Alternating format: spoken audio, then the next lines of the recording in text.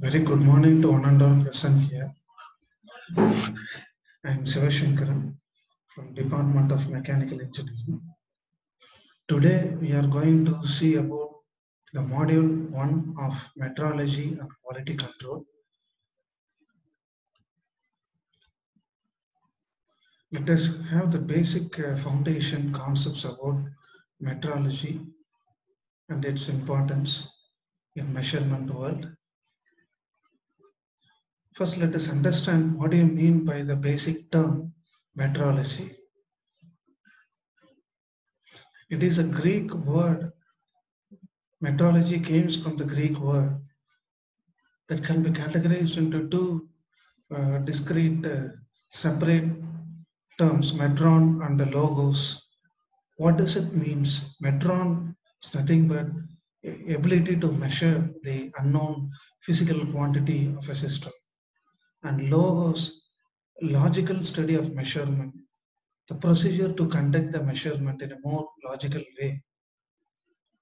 So together, metrology can be combined, that can be delivered as study of measurement.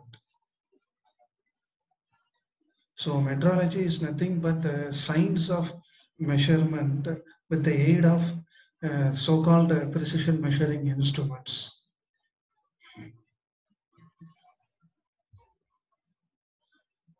Now let us understand what do you mean by quality control. The quality control is nothing but measuring the level of well-being for a finished component or a part that must be free from defects and supporting deficiencies. So the quality control, the main purpose is to find out how the final component or a product must be uh, free from all kind of defects like poor design, defects due to poor design, defects due to poor manufacturing process or methodology. So based on this, we can able to compare the quality of the end product. So metrology and quality control, this subject full and full we are going to study about the list of experiments. We are going to study about the list of equipments which supports the measurement methodology. At the same time, the data we are getting out through by measurement, how far that is considered to be more highly quality in nature.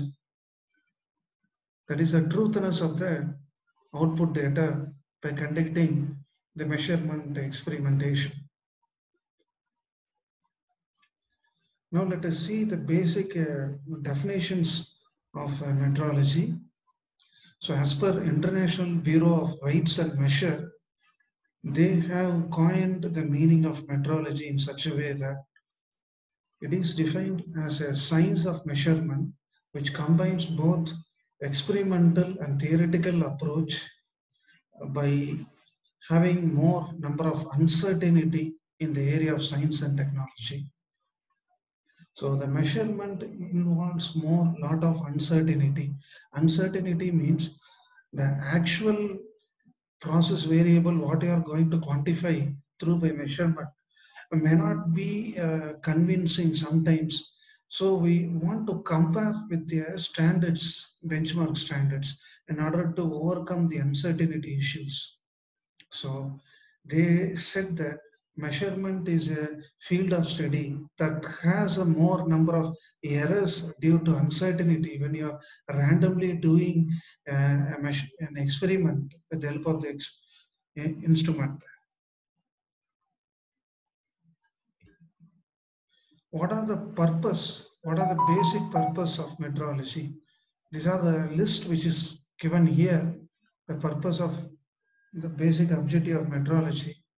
First, first and foremost thing, prepare a standard design for doing the measurement process. In future consecutive slides, we are going to see about international prototype meter, yard standard, wavelength standard. These are some of the procedures or methods to be followed to find out the measurement of an unknown observation that could be a length, mass, or time. So you should have a standard inspection fixture, special inspection fixture, okay, through by preparation of designs to measure the impact of the actual output. The next one, standardizing the measured data. So we want to compare the actual data with the different standards like primary, secondary standards, tertiary standards. How your measured data going to be more acceptable based on standardization. And next thing, try to find out the capability of the instrument according to the measurement condition. Then maintaining the accuracy, level of accuracy of the measurement. This is done by calibration. So calibration, the main purpose of calibration is to reduce the error present in the equipment so that we can able to maximize the accuracy.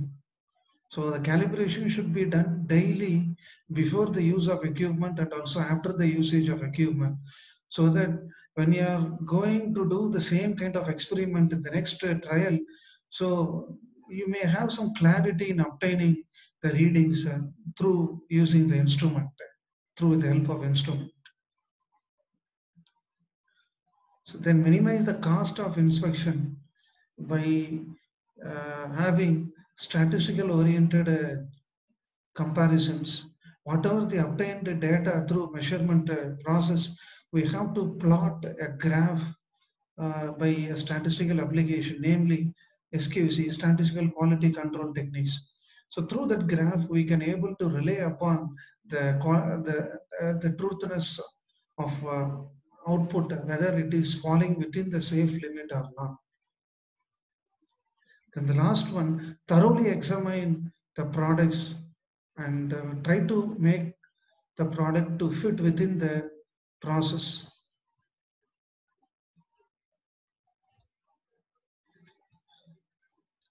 Now we are going to see about the different classification of metrology. The first one, scientific metrology or fundamental metrology. So what do you mean by scientific metrology? So this kind of measurement system highly supports industries, medical industries, and research labs for developing commercial products.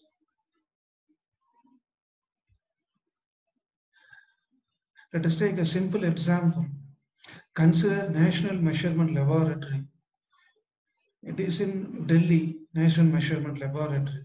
The primary purpose of this laboratory is to define the standard units for our basic physical quantities. Let us say mass, acceleration, velocity, length, time. For all such basic physical dimensional quantity, we want to develop a standard data, benchmark data. And we have to update it. We want to update those standards by comparing with the international standards, ISO. So framing of national standards related with the international standards.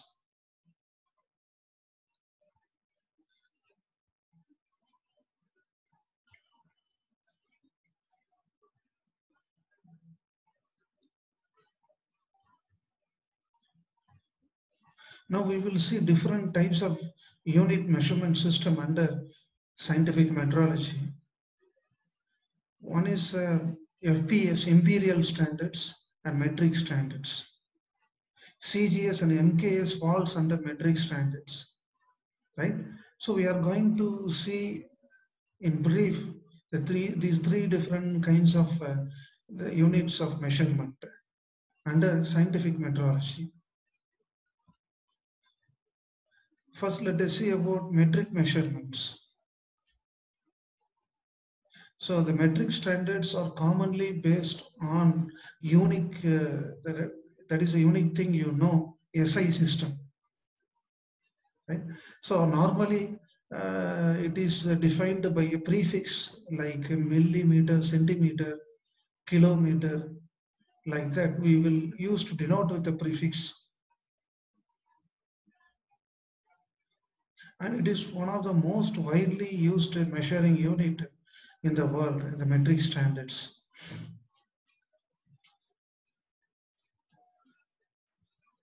Here one example they have given, that is the liter is 10 power 3 times bigger than the milliliter.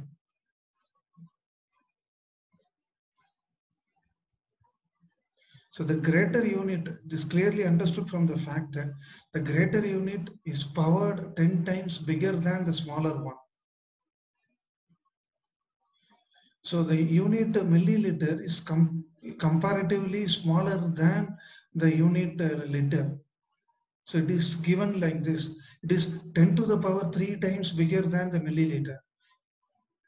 So this is the notation, the common way in which we want to represent the SI system, the metric standards. Imperial units.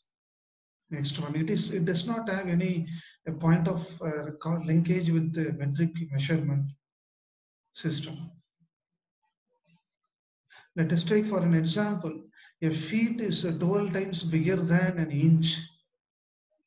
So imperial measurements are measured in feet. Always it is measured in feet. That is 12 times better as compared to the inch in terms of inch. So it does not follow any prefixes, imperial standards. These kind of standards followed in most of the countries, Western countries, like Europe and America. The next one is the applied metrology. We have seen about scientific metrology or foundation, fundamental metrology, which deals with the basic units of measurement for defining any unit, a dimensional unit. Now, applied metrology, this is more suitable for industrial sector, particularly manufacturing sector, in order to assure the efficient functioning of measuring instruments which are used in production as well as a quality control as well as testing process. All manufacturing process are a collection of measurable parameters that define a success or failure. So whatever the components which are done through manufacturing process, finally are going to collect the data through measuring the physical dimension of a component, based on which we are going to state the level of acceptance or rejection in terms of success or failure. It is a tool to measure those basic parameters of a product. And the third one is the legal metrology. The second one is industrial metrology or applied metrology. Now we are going to see about legal metrology. This is also another part of measurement system which follows certain standard procedure with reference to the technical and legal requirements. It has proper security and appropriate accuracy of measurements.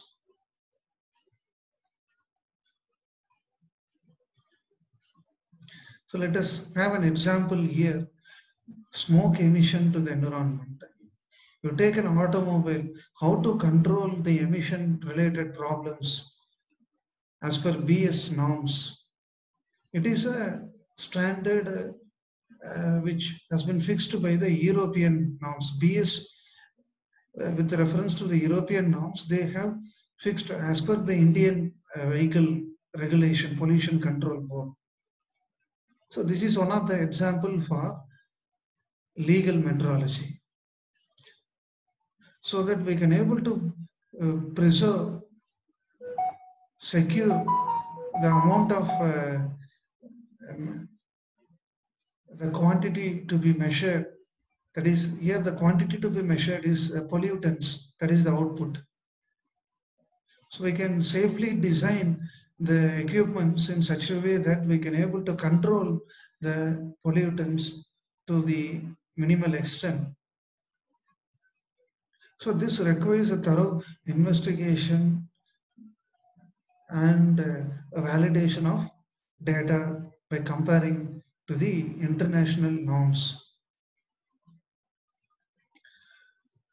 Now, after all going through the basic foundation of metrology and quality control system, now we will have a precise understanding.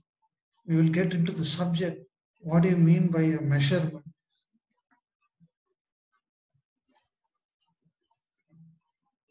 What do you mean by measure? It is a process of comparing an unknown quantitative data with the predefined standards. For example, if I want to compare the actual unit of mass with the predefined standard as per international specification. So this is the way in which we can able to define the concept of measurement.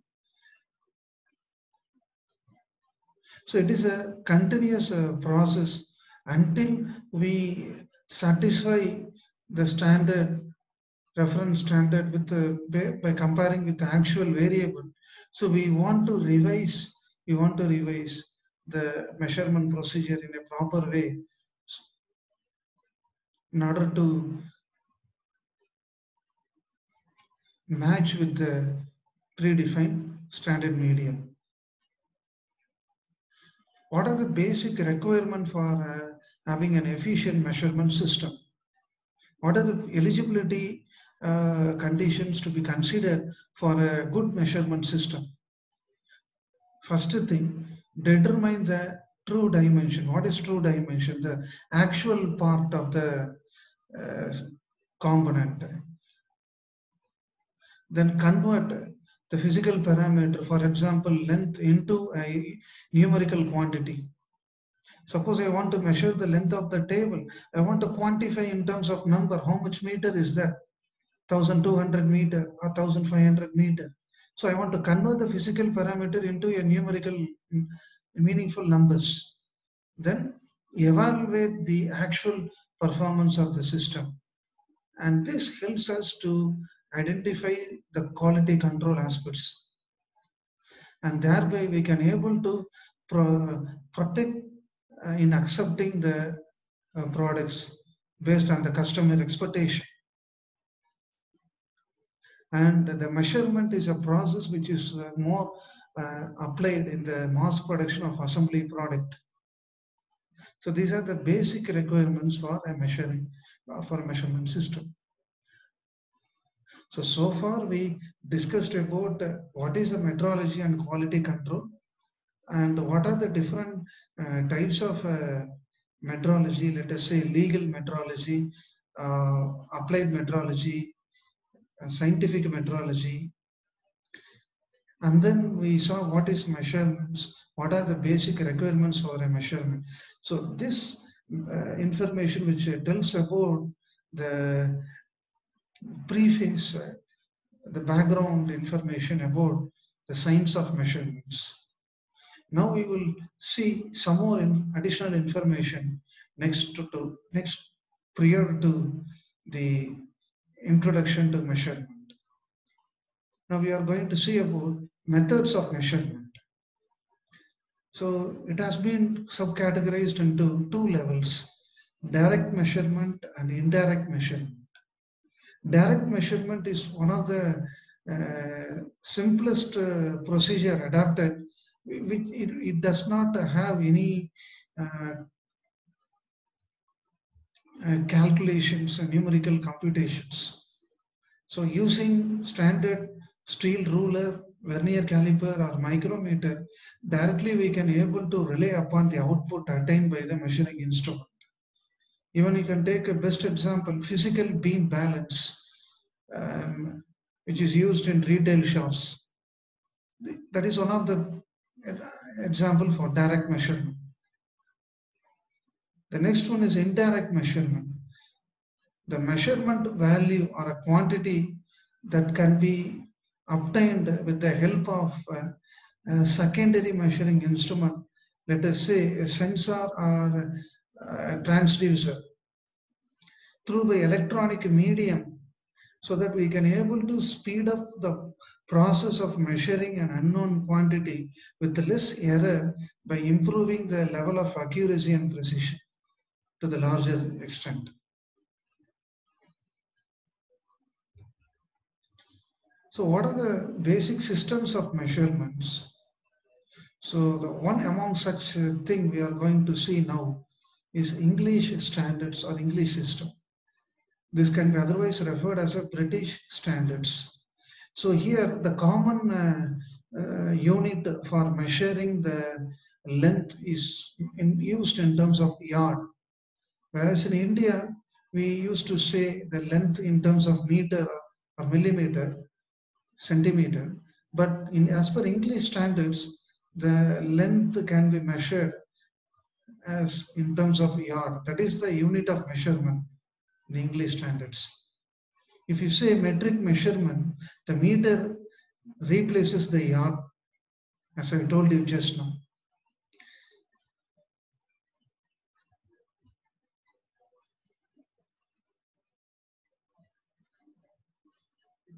Now let us understand what does the standards exactly mean.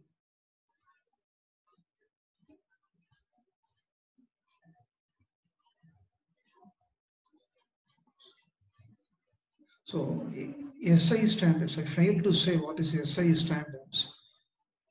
So international system of units. As far as concerned, the MKA system is more convenient as compared to CGS unit of measurement in SI standards, to handle more number of comprehensive data at a very flexibleness with ease. So these are the three different units of measurement, steady units of measure, system of measurement. Now we will see what does the standard means.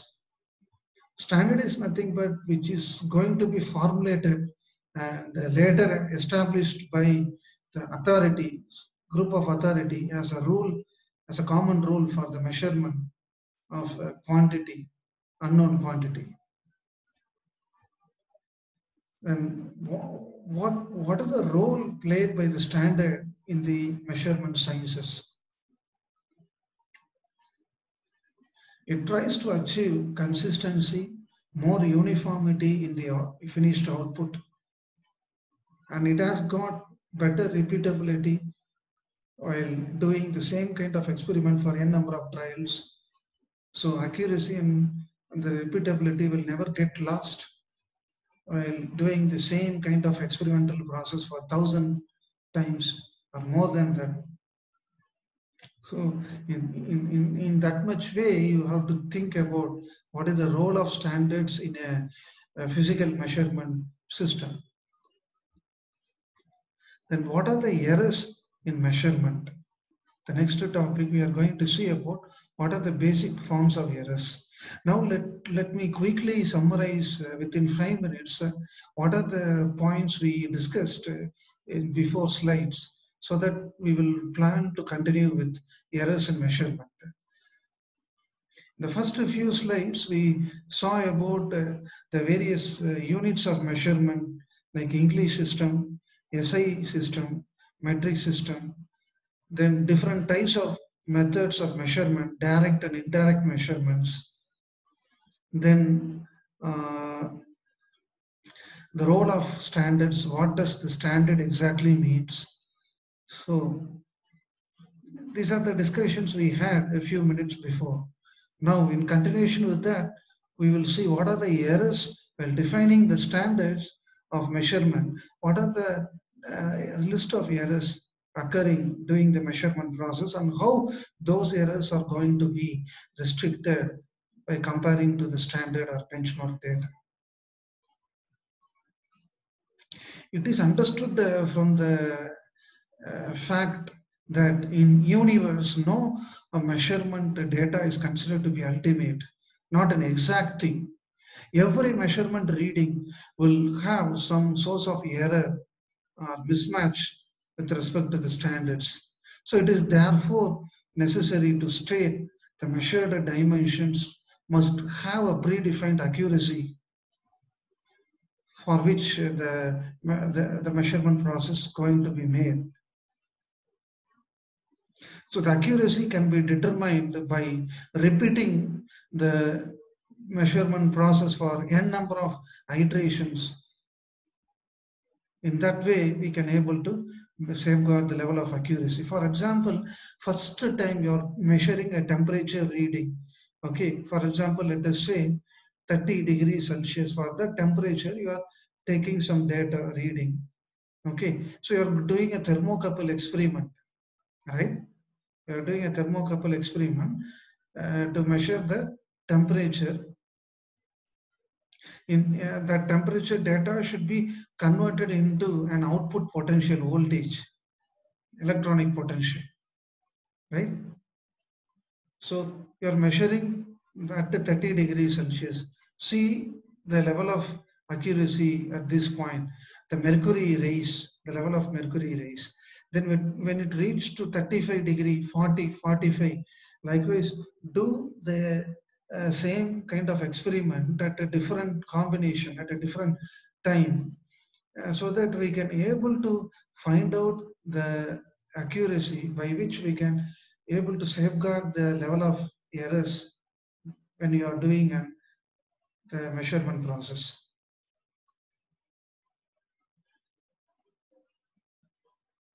Another simple example also I can say, measuring the diameter of a cylindrical rod with the help of a vernier caliper. So when you are taking the first time, right, so you may get a wrong value. That may be a human error, due to human error or environmental error or instrumental error. We may not be knowing. So to find out the better accuracy of a reading, so we have to take the same value again and again repeatedly for several iterations, such that we can believe the efficiency, the proposed efficiency of the measuring instrument, whether that is good or bad. Now let us see what are the source of errors during the measurement process that can be observed. Calibration error. Each measurement definitely will have uh, an error that should be regularly calibrated with a known standard at a certain time interval. Here they have given once in 6 months we want to calibrate, not daily, once in 6 months. We want to recalibrate the accuracy of the instrument. If you do not follow such procedure, the instrument will try to lose its efficiency. It will give mismatched results. This kind of error we call as a calibration error. Then the next source of error is due to surroundings, environmental error. These errors are due to the surrounding conditions. Let us take a pressure, temperature, humidity level. Okay, so we want to agree a standard value as per the international organization. So the temperature must be equal and room temperature must be equivalent to this much degree Celsius. Then the pressure should be 760 mm of mercury plus 10 mm of mercury of vapor pressure. The pressure standards should be maintained in this way. If the ambient condition varies, atmospheric condition varies from the above standard, then the measurement will lead to have an environmental impact. So these are the yardsticks to measure for environmental error, temperature and pressure of an environmental system. The next error, contact pressure, stylus pressure. These errors are introduced due to pressure developed on the contact area. It is more prominent in the case of the very soft workpieces. Stylus is nothing but a probe which reinforced, which will have a touch on the top surface of the workpiece. So thereby the pressure which is transmitted through the probe that will deform and it will deflect the workpiece to take place. So this type of error we call as a contact pressure error. Parallax error. This is due to the vision eyesight problem with respect to the experimenter. If your line of vision is not directly coincides with the measurement reading, you will have a parallax error. That is categorized under human error. Error due to dust. So if the instrument not maintained with the proper cleanliness, so it will lead to uh, have chaotic condition. So due to the accumulation of dust, the volume of accuracy gets reduced. So you want to clean the instrument every day and keep it in a closed storage medium. Don't expose the instrument in an open condition, open environmental condition. Error due to vibration. So these kind of instruments will not give consistent and repetitive reading if it is subjected to vibration. So we have to take care away from the source of vibration just by applying dampers, sound absorbing proof material. Error due to location, improper location. If the datum surface is not properly flat, suppose you are spacing you're placing a specimen on the surface table for measuring the sine angle measurement. So if the specimen is not kept flat with reference to the horizontal surface, so that will lead to have an error on the material workpiece. So you may get a wrong reading using the dial gauge instrument. Error due to poor contact. This is again coming under the previous category. Both are on the same class, subfunction. An error due to wear and tear in the gauges. If there is some scratches or the scale readings are faded away, so that will lead to have a wrong projection of output data. Or if the anvil, for example, you want to measure uh, the dovetail angle of a workpiece using an anvil. Suppose the anvil does not have a parallelism on either side to measure the symmetric angle, then that lead to the problem, so-called problem, wear and tear of surfaces. So these are the 9 various sources of error occurring in the measurement process. So it is the duty of the instrument maker to take care of those different source of error occurrence to the minimal level, so that we can able to conduct the process, measurement process with more utmost satisfaction by safeguarding the trade-off it between the precision and accuracy. Now the next topic, let us see what is standard of length. So here we are going to see 3 different types of standards for measuring length. What are those different types of standards? The first one, we are going to see imperial standards.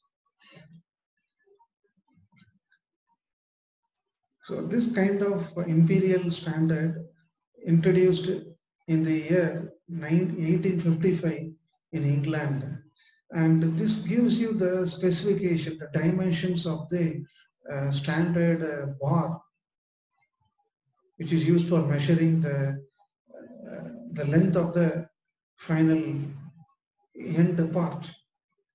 So the length of the bar is 38 inches long, and it has a square cross section with 1 inch. The material for the bar is made up of a bronze bar, which has a composition of 82% copper 13% tin and 5% zinc. And the bar has a hollow hole which is fitted with a golden plug with a diameter of 1/10 inch. The top surface of the plug will lie on the neutral axis of the bronze bar. What is the purpose of placing the gold plug lines across the neutral axis? So it has the following advantages. We can restrict the bending of the beam across the neutral axis. The plug is protected from accidental damages. So now we will see how the yard is measured as per the imperial standard. What is the definition? It is nothing but the distance between the two central transversing lines. So you can see from the figure, this gives the front view of the imperial standard bar. So yard is nothing but the distance between the 2 points of the neutral axis line.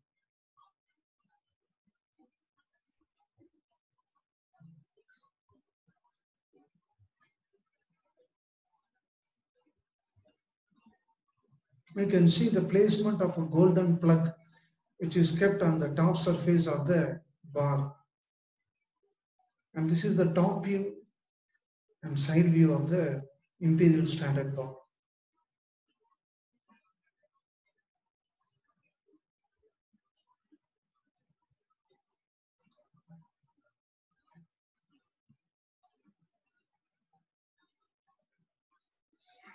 Now you are seeing the isometric view of the imperial standard bar.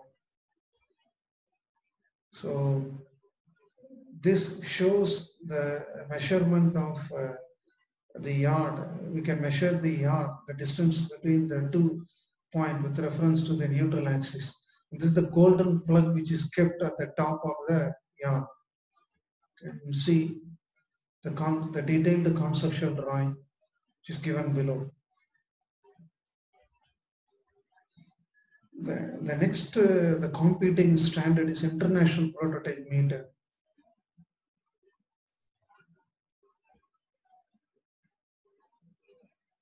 Let us see what are the comparison between the imperial standard and international prototype meter after seeing this.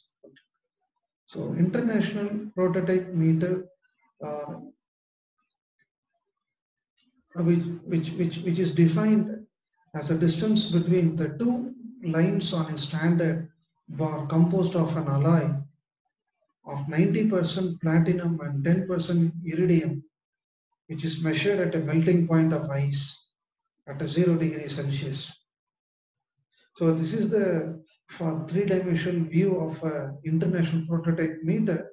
So here we can able to measure the distance, that is the distance between the two or the parallel lines which are shown on the side face of the prototype bar.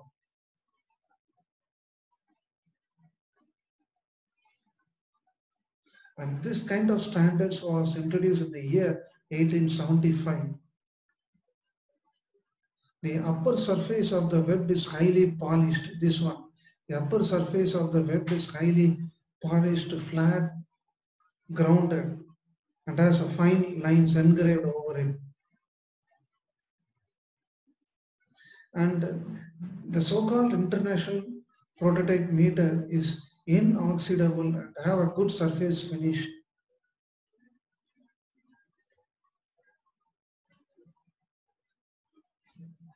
The length of the international prototype meter is 1 or 2 centimeter. So let us see the view of an international prototype meter. So the length of this defined as 1 or 2 centimeter, right?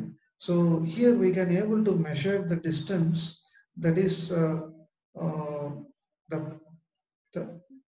distance between the parallel axis line. The length can be measured by considering the distance between two parallel offset lines. Thereby we can able to obtain the length of the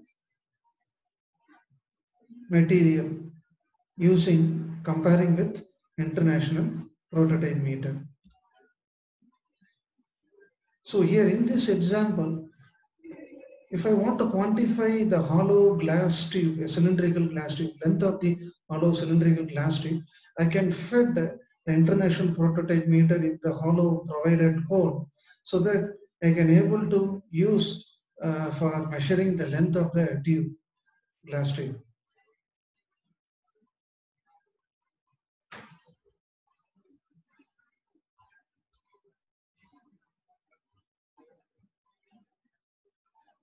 The measurement readings will be engraved on the side of the international prototype meter so that we can able to quantify the actual dimension of the part what we are manufacturing. These are the different the configuration of international prototype meter on different dimensional geometrical forms given here with respect to the cross section. Then what are the disadvantages of material length standard? So there are some disadvantages in both the yard and the imperial standards. Sorry, imperial and international prototype meter. What are the disadvantages? So generally, material standards are highly influenced by environmental conditions, which are listed here, like a temperature, humidity, aging factor of the material. So thereby, the accuracy of the standards will affect it. So the change in dimension takes place due to rust or corrosion related problem. That is again correlate combined with environmental condition. So these standards are to be seen with utmost care, and that has to be eradicated from damage or destruction.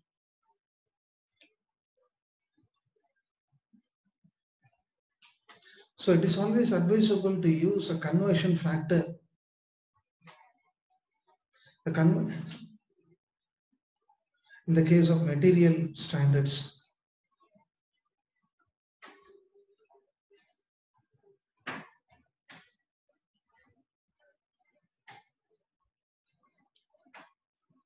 the last one is wavelength standards.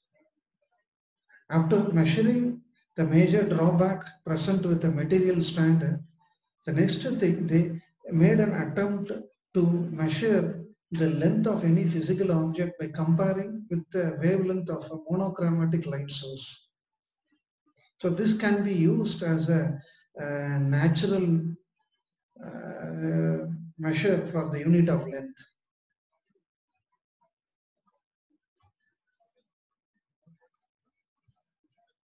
So here they are given a standard measurement. According to the standard meter, they have defined the wavelength of the light source, the length of the light source, right? So now I can say 1 yard, that is equivalent to 0.9144 meter. So multiply with the wavelength of the light. Measure the light distance. So we will try to get the value in this way. It is 15,09,458.3 times better compared to 1 yard. What are the advantages of using these wavelength standards? Here there is no need to secure or protect from environmental condition. There is no material destruction, not such kind of problems. So no need to worry about the environmental issues. So it is not subjected to any self-destruction due to wear and tear.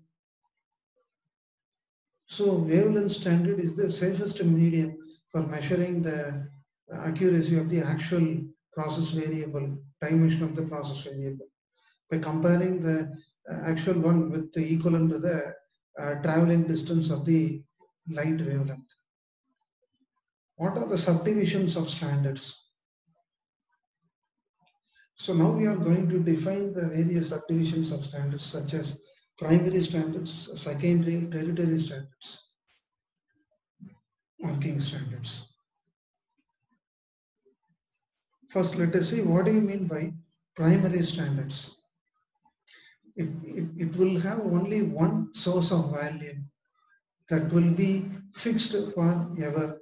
There won't be any pre-calibration required for the primary standards. So here the level of accuracy will be very less.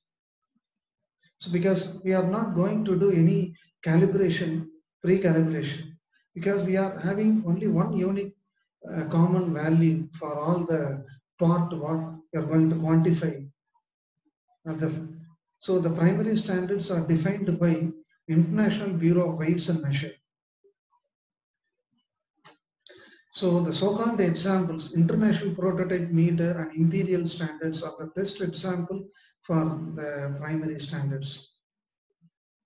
And it must be taken care under preserved conditions. As I told you, environmental condition will influence, that will self-destruct the material. So we want to prevent from environmental factors. So these standards are used only for a rare interval of time period, 10 to 20 years. Now coming to the secondary standards.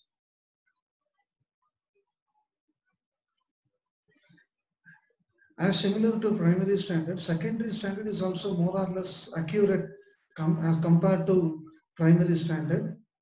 Here the data obtained for secondary standard, so using the primary standard benchmark value, we have to rely upon the data provided by the primary standard so that we can fix the framework, the range for the primary standards in order to find out the measurement for the unknown quantity. Here calibration is required for the secondary standard measuring system.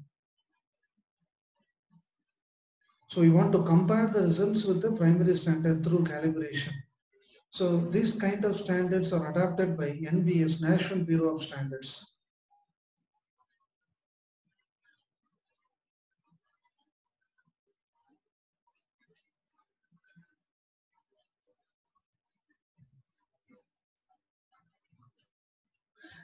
As like primary standard, secondary standard also requires some kind of data integrity and security to safeguard the values that must be away from deviation due to poor accuracy related thing. The field of measurement sciences. Then the next one is the territory measurements or territory standards. It is a reference standard applicable for laboratory purpose only. So the data which is obtained from the secondary standard serve as a reference copy for territory standards. Working standards. These standards are more frequently used in manufacturing workshops and other commercial places. It is using a low grade of material compared to primary, secondary and tertiary standards. We can use a low grade of material for these working standards. So line and end standard are some of the example for working standards. So it is a summary. What I'm presenting here is a summary as a nutshell, different types of standards which are given by means of a hierarchy block diagram. So from this flowchart, it is clear that secondary, tertiary and secondary standard, the device which is supposed to be tested with the help of the measuring instrument will have some sort of relative accuracy. whereas the primary standards will have more absolute accuracy. So the data which is going to be provided as an input for secondary standard obtained from primary standard. So secondary standard will have near appropriate accuracy as compared to the primary standard. Now let us see the comparison difference between what is line and end standard. When the length is measured as the distance between the center of two engraved line, it's called as a line standard. So it is given here, Yard and International Prototype are the best example for the line standard. That is, if you want to measure the length, that is the distance between the centers of the engraved line on the prototype meter, that can be referred as a line standard. What are the characteristics of a line standard? So using line standard, we can able to quickly refer the data and much more easy to use to find out the final output on the actual object with the help of the prototype meter or international yard standards. The scale marks which are subjected to wear, however, the leading ends are subjected to wear, and this may lead to undersize measurements. What it exactly means, if there is some wear in the engraved scale mark region on the prototype meter, it is impossible to take the accurate measurement. You will get only less accurate value. The engraved lines present on the standard prototype meter possess thickness, and it is not possible to take measurement with high accuracy limited to plus 0.2 mm.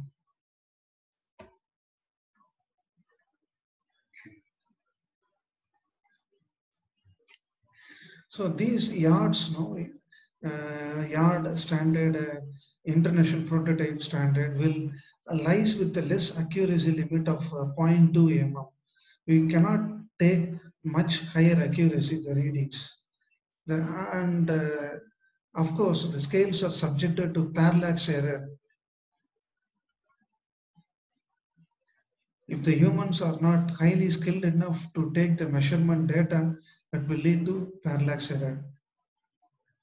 So we require a magnifying glass or microscope to achieve the sufficient accuracy.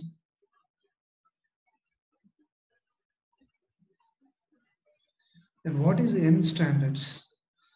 Here the length can be defined as the distance between two parallel flat faces.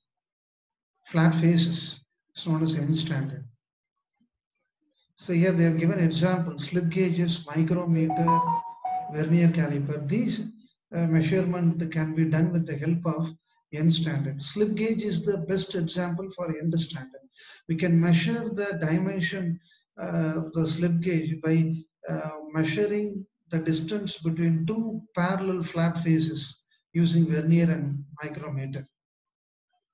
What are the characteristics as same like line standards? For end standard also, we have to see what are the basic characteristics. They require more time for measurement, and only one dimension variable we can able to measure at a time. It is not easy like line standards. So it requires more time and patience to take the measured quantity of data. And at a time, only one variable we can able to measure it. If the surfaces, the measuring surfaces are subjected to wear, then that definitely that will lead to poor accuracy. Here they have maintained the close tolerance limit for fixing the accuracy range, that is 0.001 mm in end standard, and they are not subjected to any parallax error. And this can be easily aligned with the line of axis of measurement end standards. Whereas in line standard, we want to measure the datum, the object datum, whether the object surface and the standard international prototype bar both coincides exactly with the line of measurement or not. But here there is no such kind of things.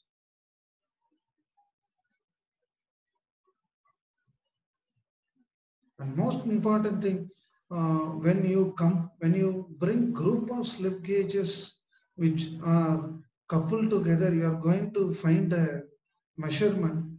You have to be very careless. Sorry, you have to be more careful. That may lead to inaccurate results. Suppose you are taking 2 or more than 3 sets of slip gauge added together, keeping between the two measuring faces, you are going to find out the dimension. You have to take careful, most careful while doing the measure.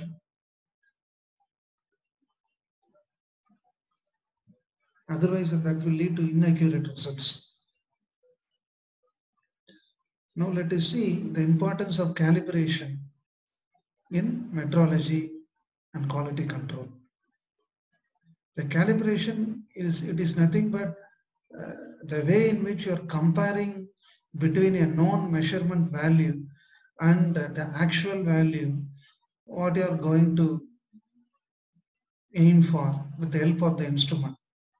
Typically, the accuracy of the standard should be 10 times the accuracy of the measuring device. So here the accuracy ratio has been fixed like this. 3:1 is the acceptable by most standard organization. So generally there are two basic objectives for doing the calibration. First one, measuring the performance of the instrument in terms of accuracy.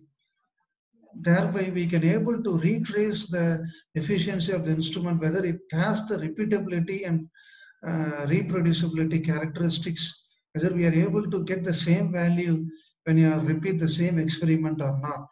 But in practice, calibration includes repair of the device if it goes out of the calibration range. And you have to provide a report to the expert, calibration expert, which shows the error in the measurement with the involved in the measurement device before and after the calibration. Why calibration is important? So the accuracy of all measuring devices will deteriorate over a period of time. The instrument which you are using today, after 3 months or 6 months, it will lose its efficiency due to normal wear and tear. So it won't add the same purpose. So you want to have a calibration in order to retain the level of accuracy. So here they have given an example. You take an electrical instrument that may have some change in accuracy due to electric or mechanical shock or any hazardous environment. So depending on the type of instrument and the level of environment used, it may degrade very quickly over a period of time. So doing calibration, we can able to regain the accuracy of measuring device. Thereby it improves the product quality. When should you calibrate your measuring device?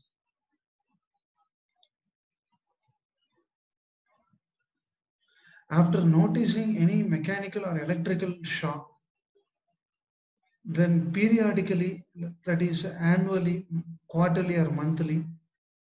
So these are the time horizons by which you have to calibrate the measurement device. What is end bar? What do you mean by that? So the primary end standard bars are usually, it can be otherwise called as a slip gauge. The end bars, what you are seeing here is a slip gauge. So it consists of a carbon steel material, which in the form of which has a 20 mm in diameter, made in sizes varying from 10 mm to 1200 mm. These are hardened at the ends only. The end bars are highly toughened at the ends, and they are used for measuring the work of larger surfaces, larger sizes. Let us say slip gauges or gauge blocks. Slip gauge is nothing but a standard unit of measurement. As like international prototype meter, slip gauge is also a standard unit of measurement, and which looks in the form of a rectangle block made up of high grade steel having a cross section of 30 by 10. The face length is 30 mm and face width is 10 mm. And the slip gauge length is nothing but the distance measured between the two parallel faces. The slip gauges are hardened and highly resistive to wear. This slip gauge is developed by Johnson, a Swedish engineer. So this is defined as Johnson gauges.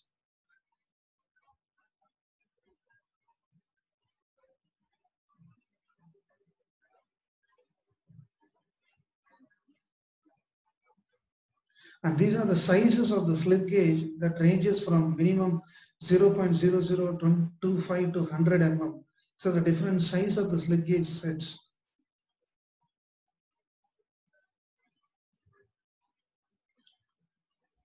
So the slip gauge is a standard gauge block used for normally end standard measurement. The success of the system depends upon the physical formation of the bar of cohesion, reasonable cohesion with individual elements. If there is any surface unevenity or surface wear, we cannot able to measure the dimensions very accurately. So the appearance of the bar, physical appearance, that is the side face, this is the measuring medium, measuring faces.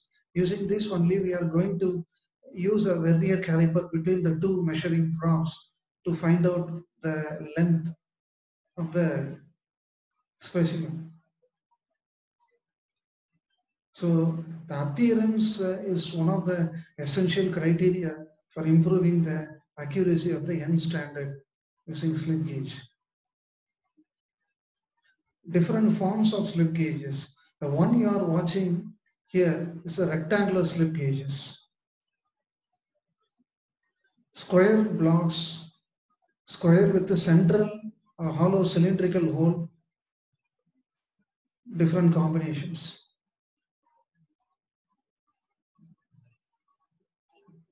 There are generally two sets of slip gauges. It is a normal set and a special set.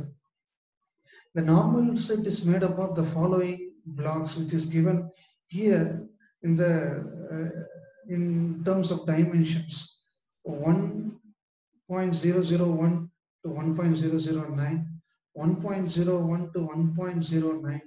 Likewise, we can categorize the range of the normal set of the slip gauge. And under this range, how many pieces are coming within this category of range? The special set.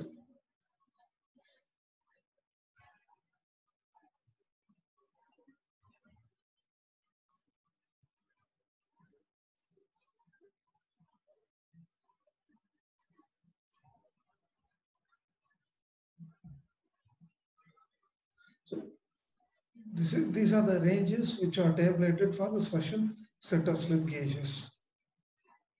But commonly, slip gauge having following dimensions: normal size and the cross-sectional area. These are the two essential features of the slip gauge.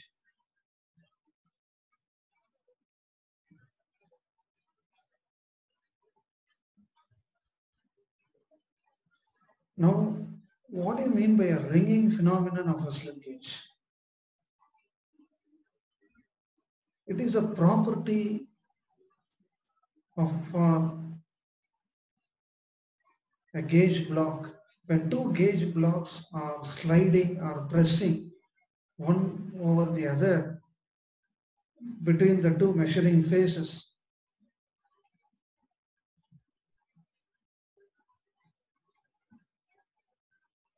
this process we call it as a ringing. That is adhering the measuring faces. So it will set parallel to each mating faces.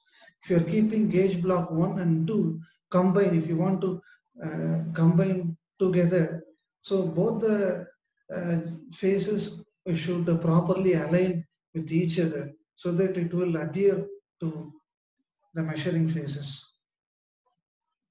So what is the process of ringing? First, we have to slide the opposing face of the slip gauge with the neighboring one by pressing so that it will permanently join. The success of the precision, the measurement that is by slip gauge depends upon the phenomenon of ringing. So you can see in the figure here, you may not be able to understand. So I can show you the diagrammatical representation of ringing. That is sliding contact of one slip gauge with reference to the neighborhood slip gauge, so that I want to make a permanent touch or contact between the measuring phases. So different forms of ringing, that is sliding.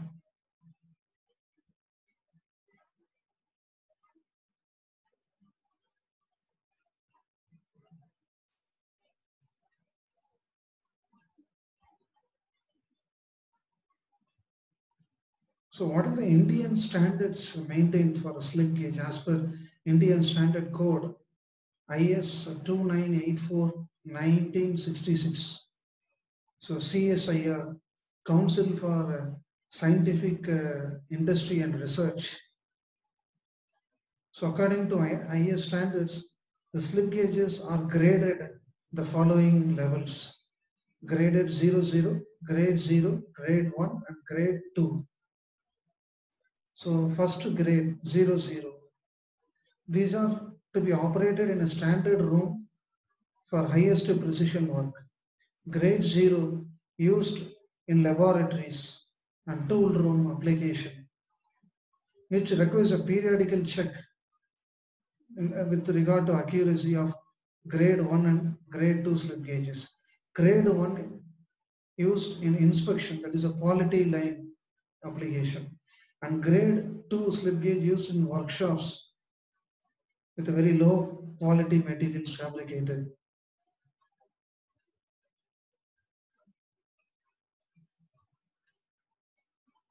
So we saw about the need of slip gauges under END standards. So what are the different grade medium for measuring the precision of slip gauges?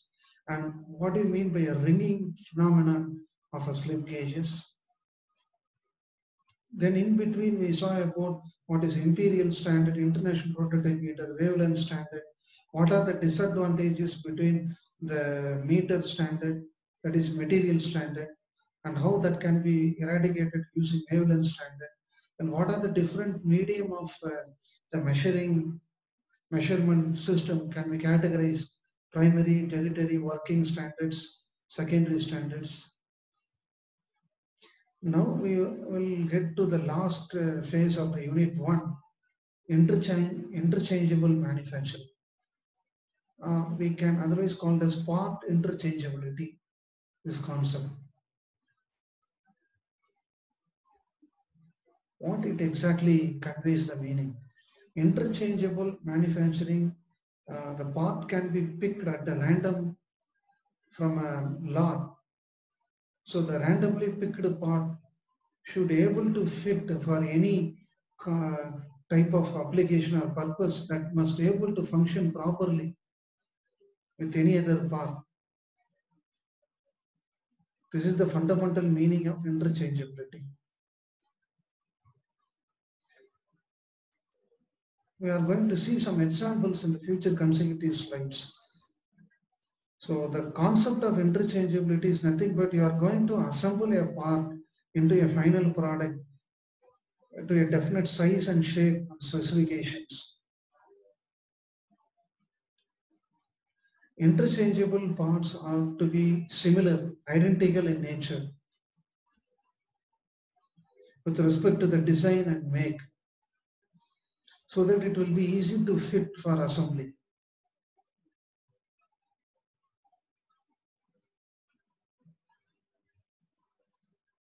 So what is the advantage of when doing the part interchangeability with identical part features? We can minimize the time and also the skill required for a person doing assembly or a repair. So you can see the interchangeable parts which are used in the mass production assembly of a Ford model.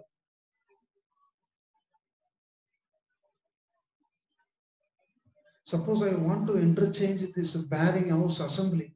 I want to have a similar shape, dimensions. The material may be different, but the dimensions must be similar so that it will be easy for me to quickly replace the worn out bearing by applying a new replacement of bearing. This is called as part interchangeability. Even bottle caps, the colors may be different, but the diameter, in the thread pitch inside the hollow bottle cap must able to fit to any bottles while closing the neck. Similarly, rims, tires. So now let us see the advantages of interchangeable manufacturing. It makes some sort of standardization, avoid variety of standards, follow one common unique standard so that we can able to simplify the method of manufacturing. Indirectly, it improves the ease of assembly and maintenance of the product so that we can able to reduce the wastage in the assembly cost, improve the skill of the worker.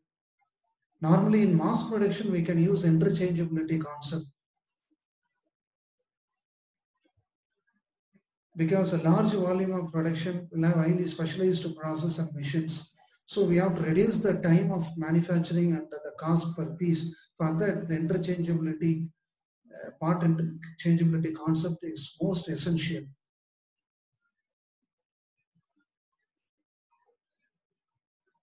Now let us go to gauge. What do you mean by a gauge?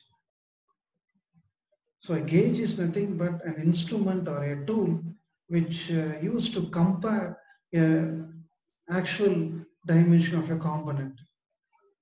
The gauges are nothing but scaleless inspections which is used to check the dimensions of the part.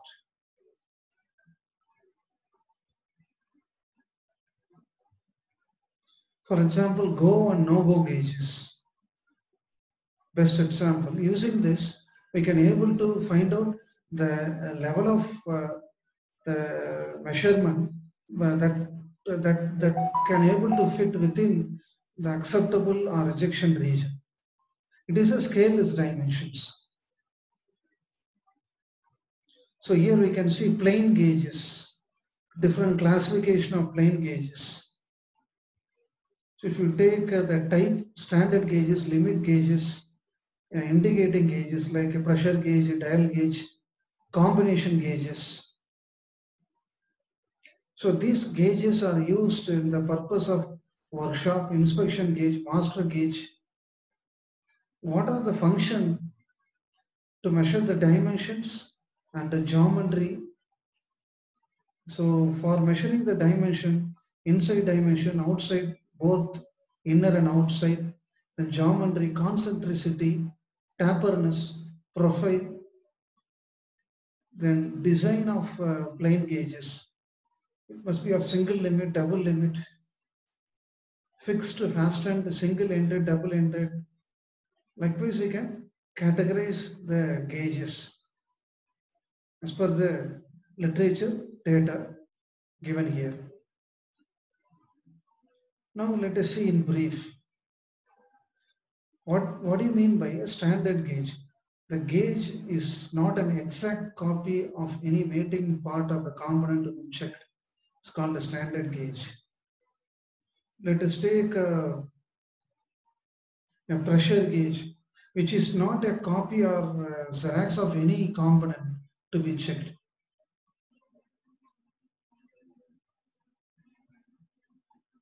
The next one is limit gauges. So here they have given go and no-go gauges. So we can able to measure the limit of the precision and accuracy within the high and low limit for checking the dimensions of the part.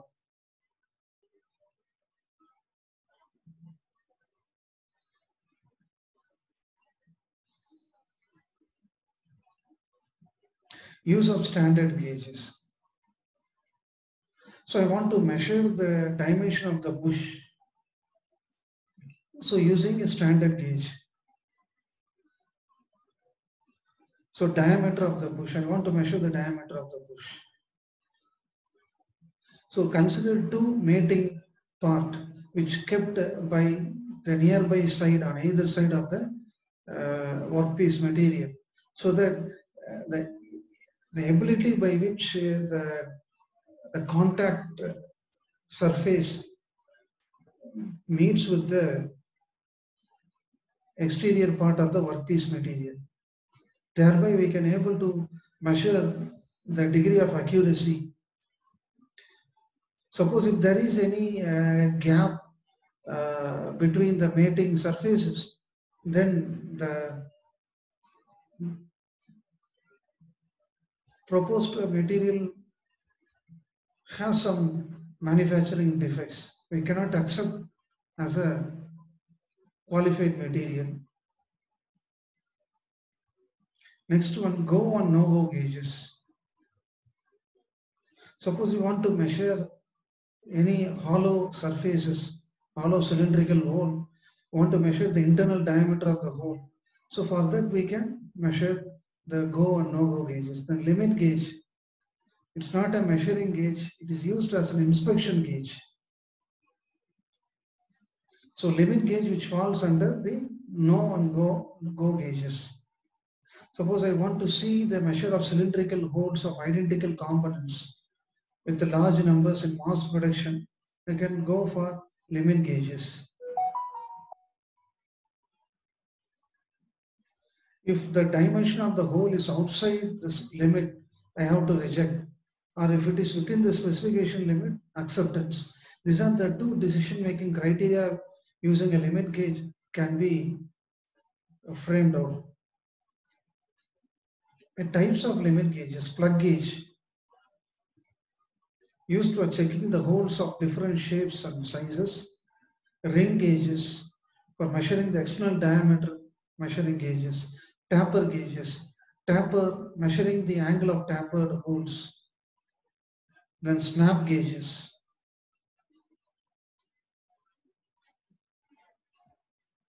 Then thread gauges, internal thread to measure the pitch of the internal thread or the diameter of the thread. Then form gauges, profile to measure the contour profile. For example, you want to measure the teeth of a gear. So using form gauges, I can able to measure the profile. Feeler gauges, measuring the clearance between the mating component. So what are the properties of the gauging material? You should have optical hardness, dimension stability, and proper workability.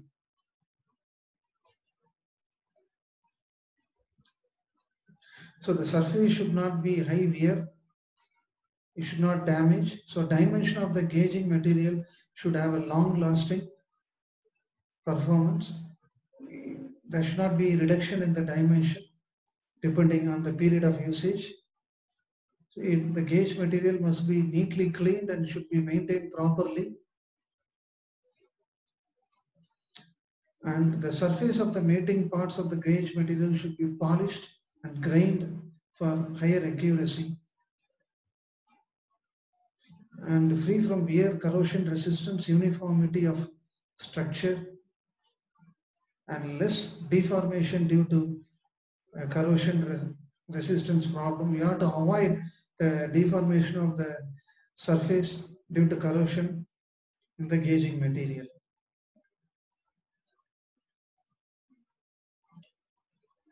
What are the design considerations of a gauges, measuring gauges?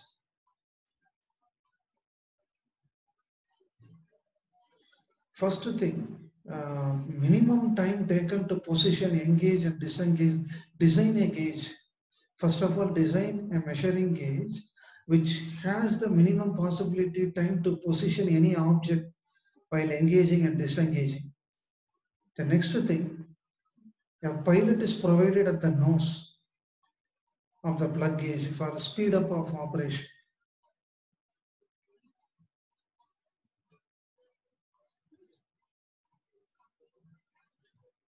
We keep a standard specimen on the nose of the plug gauge for getting uh, results in order to speed up the operations within a short notice of time. And gauge should be as light as possible. It should not be source of fatigue to the user. And it must used for blind holes should be provided with the air grooves, air relief grooves for easy escape of trapped air. So based on the consideration of design aspects in terms of quality and accuracy, you have to see all those uh, things in fabricating the gauges. And it should have a stability of dimension during use. It should not badly affected with the temperature or any other environmental condition. And overall, the gauge, measuring gauge should provide quality with overall low cost with required material properties like hardening, good resistance, etc. Importance of limit gauges. To manufacture the components within the specified tolerance or limit, so we have to go for limit gauges. In order to check the finished manufactured components within the two specified limits, we are using limit gauges. Probably in mass production of parts, the limit gauges are used. Now let us see some basic application, Taylor's concept in gauge design. There are two statements as per Taylor's concept. The GO gauge should always be designed that will cover the maximum metal condition, whereas not GO gauge will cover the minimum metal condition of a future, whether external or internal.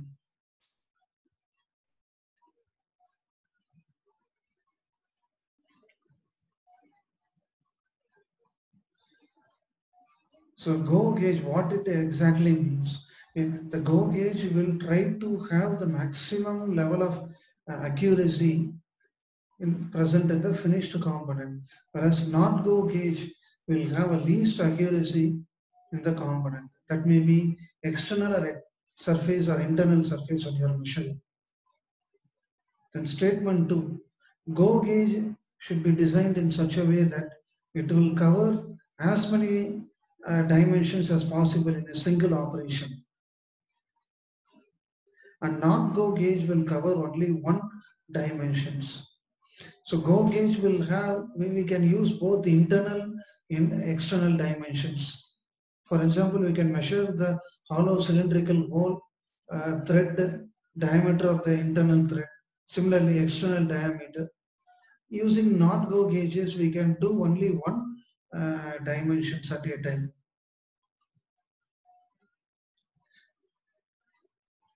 These are the two statements given by the Taylor's, as per the Taylor's concept. Let us have an example for limit gauges. Measuring a bearing hole. This is the tolerance, standard tolerance limit given. The dimension of bearing to be controlled is 38 plus or minus 0.70 mm, ranging from minimum tolerance 0 to 0.7.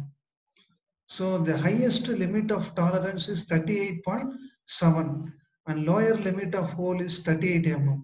So within this allowable limit, I want to get the safe measurement data for obtaining the hollow hole of the bearing. So maximum limit of hole, low limit of hole is 38 mm. GO gauge dimension become 38 mm. So minimum metal limit of hole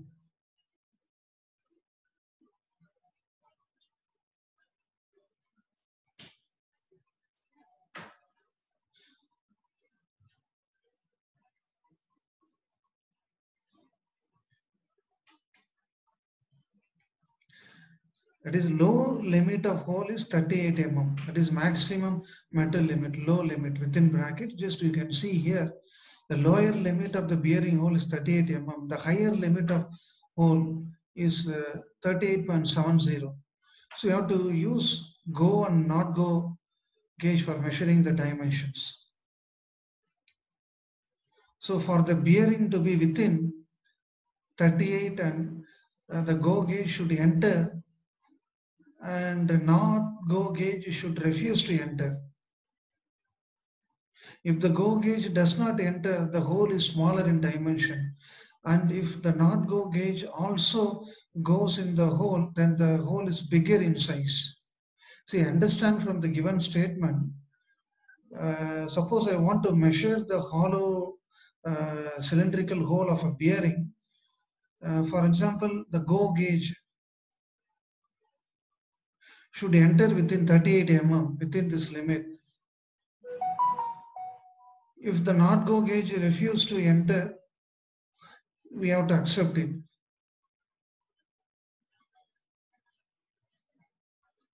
Suppose if the go gauge is not able to enter within the limit of 38 mm, the hole is very smaller, less than smaller in size. If the not go gauges, if the not go gauge enters into the hole, it is bigger in size. The hole is bigger in size. Another example for a shaft using the same principle with a tolerance limit 0.04 to 0.2 mm. So lower limit and higher limit. So here the lower limit of shaft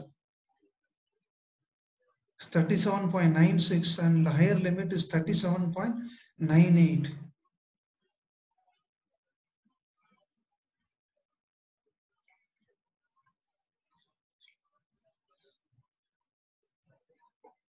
Suppose you want to measure the shaft dimensions. So if the go gauge slide over and not go gauge should not slide over the shaft, if there is some mismatch in the dimensions of the shaft, that may be smaller or bigger the size.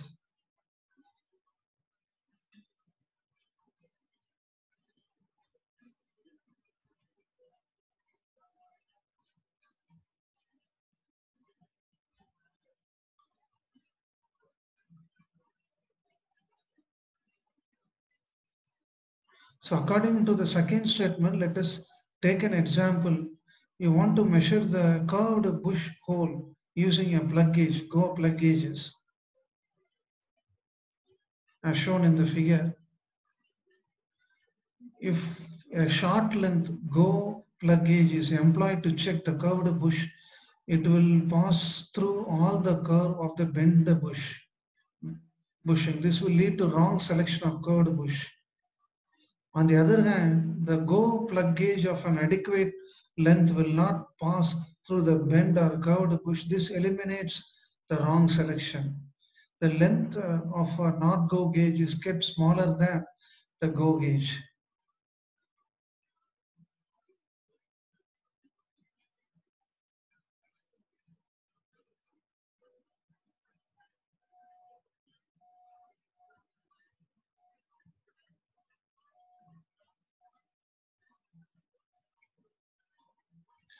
So in this example, it is known that if I able to pass the go plug gauge into the curved hollow bush, it means that we are selecting the wrong dimension.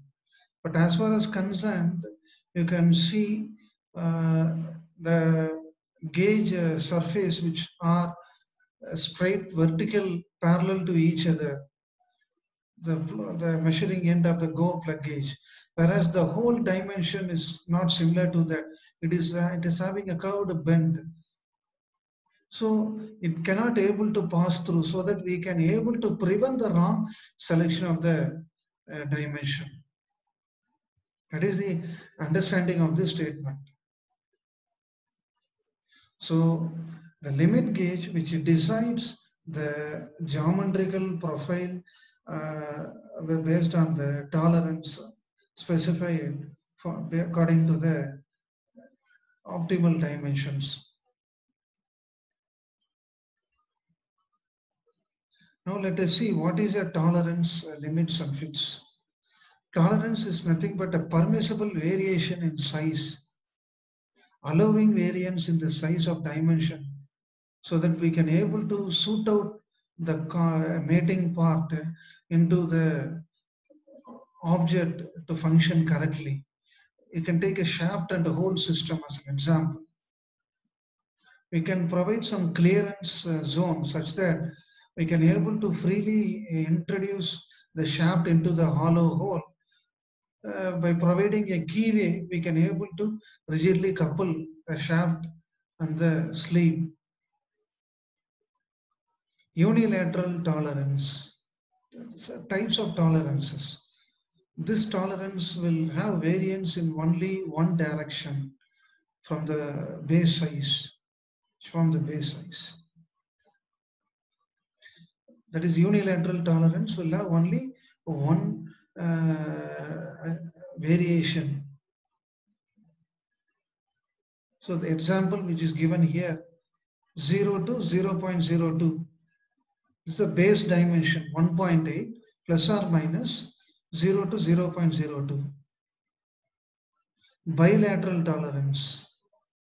This will have an allowable variation on either side with reference to the base size of the component. So minus 0.01 to 0.02. Let us see what you mean by limits. Limits, measuring the proposed size of a part or two extreme permissible sizes between which the actual size may lie. It is not possible to make all parts to exact fit into the limits.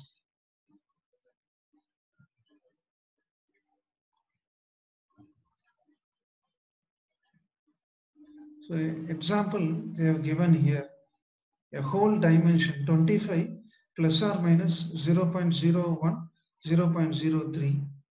Shaft to hole, external, internal feature of the part. The base size is 25, diameter of the shaft. Upper limit 25.030, lower limit 25.010 mm. So tolerance. So measuring the deviation between the two limits, we can able to find out the tolerance, this much mm.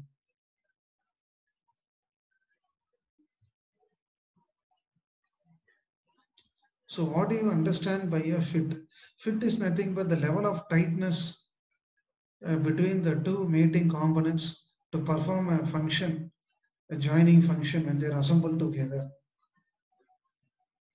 A fit may result either a fixed part or a moving part. It should readily assemble together. Let us see the types of fit. Clearance fit. It is a fit which has an allowable clearance or a tolerance zone of the hole will be projected above the tolerance zone of the shaft. The maximum clearance is the difference between the minimum hole and the maximum hole of the shaft. Interference fit. Here the tolerance zone of the hole will occur below the tolerance zone of the shaft. So the maximum interference is the algebraic difference between the minimum hole and the maximum hole of the shaft.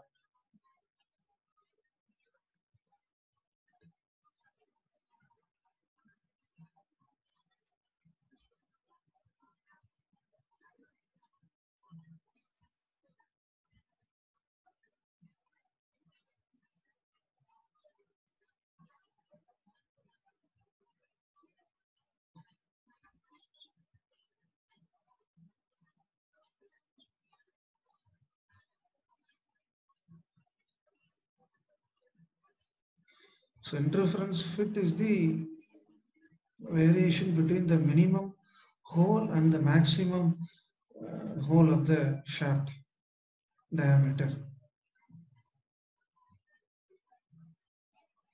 Transition fit. which may sometimes provide a clearance and interference. It is a combination of two things, clearance and interference, which may overlap with each other as shown in the figure here.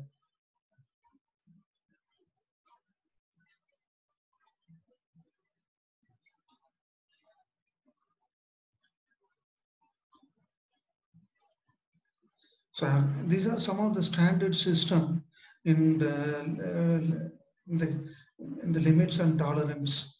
So hole basis system. In this system, the size of the hole can be kept constant, whereas the shaft size can be manipulated, can be varied as per the different fits. The base size of the hole can be kept constant. So the shaft measurement size of the shaft can be varied. Whereas in shaft basis system, the shaft size diameter will be remain constant, but the hole size may vary according to the different kinds of fits. These are the discrimination we have to observe based on hole and shaft basis system. Now, as a nutshell, I'm summarizing the different kinds of fits as per the hierarchy block diagram: clearance, transition fits, interference fit, slide fit, easy slide fit, running fit, slag running fit, loose running fit, push fit, rigging fit, force fit, tight fit, and shrink fit. These are the classification of fit as per the existing data which has collected from the various online sources. So with this, I end the module 1 of metrology and quality control. Let me summarize the overall view of module 1.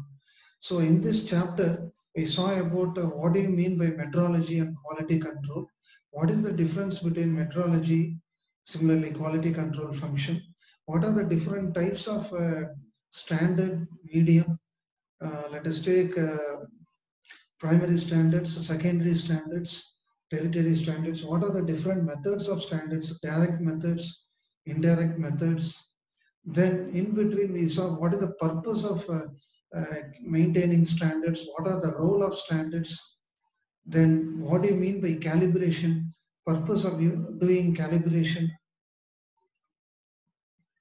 then different types of metrology like legal metrology, industrial metrology, or applied metrology. These are the different things we saw in the first half of the module 1.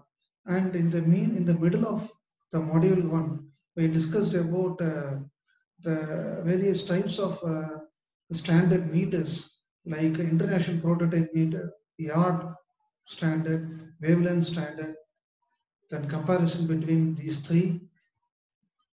Then we moved over to gauges. What are the different types of gauges? And in the meantime, we saw about what is line and end standard, and followed by that, different types of gauges. Snap gauge, plug gauge, form gauges based on the field of usages. Then under measuring gauges, limit gauges, we saw a few note on limit gauges with the help of a go and not go gauge using tolerance fit application.